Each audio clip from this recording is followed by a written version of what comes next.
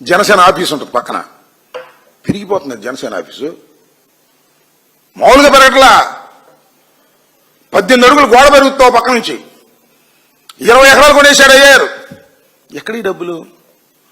సినిమాలు వచ్చినాయా? ప్లీజ్, అన్ని ఫ్లాపేనే. సినిమాలో డబ్బులు రాలా మీకు? ఎక్కడి నుంచి వస్తున్నాయి డబ్బులు?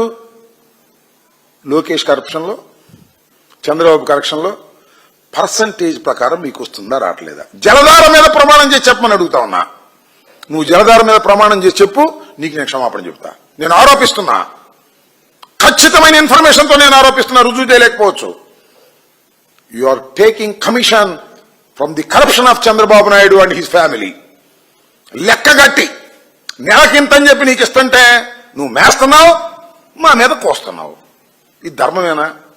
యాక్షన్ చేయ సినిమాలో 100 కోట్లు తీసుకుని సినిమాలో బ్రహ్మాండమైన డైలాగులు చెప్పు, తప్పలేదు. కానీ పొలిటికల్ డైలాగులు కూడా డబ్బులు తీసుకుని చెప్పే స్థాయికి నువ్వు దిగజారిపోతే ఎట్ట బతుకుతుంది రాజకీయం? నాకు అర్థం కాలేదు.